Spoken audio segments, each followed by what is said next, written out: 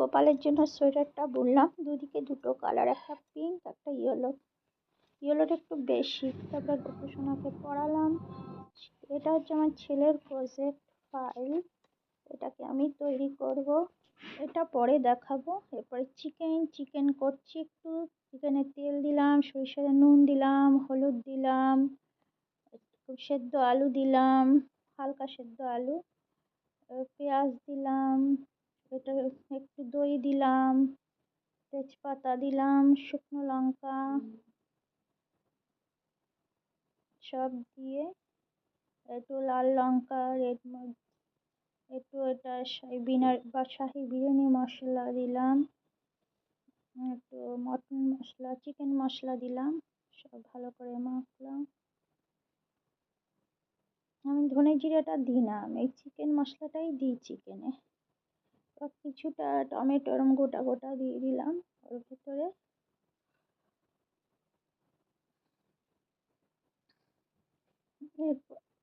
ভালো করে মেখে যতক্ষণ খুশি রাখা, 1 ঘন্টা 2 ঘন্টা 3 ঘন্টা কোনো ব্যাপার না, শীতকালে রাখা যায়। মিনিমাম 1 ঘন্টা রাখতে হয়। এরপরে আদাটা সব করে টরে আমি একটু দেরি করেই কী করে করছি সেটা। যেমন রসুনগুলো খুব ভালো ছুলিনি, ভালো করে ধুয়ে নিয়েছি, খুলে তবে দিয়ে দিয়েছি ওর ভিতরে। এইভাবে করে দেখবেন, খুব জলদি কাজ হয়ে যাবে। একটু বেসন দিলাম এরপরে, করার আগে একটু ভালো করে বেসন দিয়ে নিলাম। বেসন দিলে হয় কি, ঝোলটা একটু ঘন বা ভাজলে পরে লাগে না, ভালোই হয়। আমি করি সেভাবেই, আপনারা অন্যভাবে করতে পারেন। এবার প্যানে একটু তেল দিলাম, তিল বলে আলু টমেটোটা আলাদা করে ভেজে নিয়ে মাংস থেকে তুলে নিলাম। কারণ মাংস যদি এতটা আলু থাকে তো মাংসটা একটু করা ডিস্টার্ব হয়ে যায়। মাংসটা আলাদা করে বসিয়েছি। এপাশে আলুটা ভাজছি, ওপাশে মাংসটা ভালো করে বসিয়েছি। ফুল আছে, মাংসটা সেদ্ধ হওয়া অবধি রেখেছি।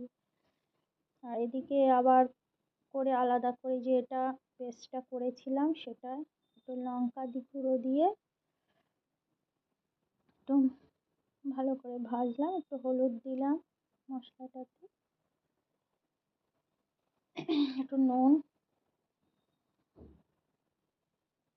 হলুদ তেল সব নিয়ে, আদার ভিতরে তো সব আছে, আদা পেঁয়াজ রসুন যে পেস্টটা করেছিলাম, এটা টমেটো এটা গার্লিক আছে এর ভিতরে, এটা গার্লিক টমেটো সস একটু দিলাম।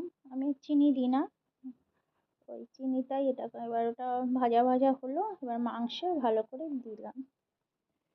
ওই মাংসটা সেদ্ধ হওয়ার পরে এইসব দিয়ে দিলাম। দেওয়ার পরে এপাশে একটু তেল দিলাম, তেলে এবার ওপাশে আলুটা সেদ্ধ হচ্ছে, এবার মাংস সেদ্ধ হয়ে গেছে। মাংসটা এবার এক এক করে আবার এই প্লেটে তুলে নিলাম। এই মাংসটা অল্প ছিল বলে এত সুন্দর গোটা গোটা রয়েছে। আলু থাকলে করতে অসুবিধা হয়। এটা পুরো সেদ্ধই, মাংসটা সেদ্ধই। তারপরে একটু বেসন টেসন ছিল তো, যার জন্য সেদ্ধটাকে আবার একটু এখানে দিয়ে হালকা হালকা একটু পুড়িয়ে নিলাম। দিয়ে ফুল দিয়ে দিয়েছি। ফুল দিয়ে দিলে খুব তাড়াতাড়ি হয়ে যায়। এদিকে ওদিকেরও মাংসটা কষানো হয়ে গেছে, আলু ওইটা মশলাটাও হয়ে গেছে। আলুটা একটুখানি কষিয়ে নিলাম, ভাজা আলুই ছিল করে। এবার এদিকে মাংসটা হয়ে গেল, এর ভিতর তুলে নিলাম। সব তুলে নেওয়ার পরে ওটাতে জল দিয়ে দিলাম, জলটা গরম হবে। তারপর আবার সেই আলুগুলো ভালো করে, আলু মাংস সবই তুলে যতটা মাংসের ঝোল করব ততটুকু মাংস আর আলু উপরে থেকে তুলে নেব, আলাদা করব। আর কিছুটা মাংস রেখে দেব, যেটা থেকে আমি আরেকটা জিনিস করব। কয়েকটা প্লেটে তুলছি, ভিতরে এই কটা রেখে দেবো। এটা দিয়ে আমি আবার আলাদা একটা জিনিস করব। এটা মাংসের ঝোলে এটা দিলাম, এটা ঝোল হচ্ছে। আর এটা থেকে এটা ক্যাপসিকাম দিলাম, এটা চিলি চিকেন করব। আমার মতন চিলি চিকেন আর কি করব, কী করে করছি। এটা পেঁয়াজ দিলাম, একটু টমেটো দিলাম, টমেটো, পেঁয়াজ। আর বাকি তো মশলার ভিতরেই, মাংসের ভিতরে কিছুটা মশলা দেওয়া আছে, রসুন টসুন, আদা, পেঁয়াজ, রসুন সব এবার গোটা গোটা কয়েকটা আর কি পেঁয়াজ, পেঁয়াজ, ক্যাপসিকাম আর টমেটো দিলাম। দেওয়ার পরে এরপর একটু ফুলকপি ছিল, 2-4টে ফুলকপিও দিয়ে দিলাম সেদ্ধ। এটা একটু মাখো মাখো চিলি চিকেন মতন হবে। আর এই যে জল, এটা হচ্ছে 2টো টমেটো কেটেছিলাম, তারপর রসটা আগে কটা সেই ঝোলটাকে রেখে দিলাম, বীজটাকে ফেলে দেব, বীজটাকে ফেলে জলটুকু রাখলাম। দেশি টমেটো একটু রসটা বেশি হয়। এরপরে আর একটু ক্যাপসিকাম দিলাম, এটা সব একসাথে হয়ে গেল। এরপরে গার্লিক টমেটো সস দিলাম, এর ভিতরে লঙ্কাও আছে, বেশি একটু ঝাল ঝাল। আর ওপাশে স্যুপ দিলাম, স্যুপ কর্নের যে স্যুপটা হচ্ছে টমেটো, তার ভিতরে জল দিলাম, নাড়ালাম। আর এটা ভাজা ভাজা একটু একটু সোয়া সস দিলাম।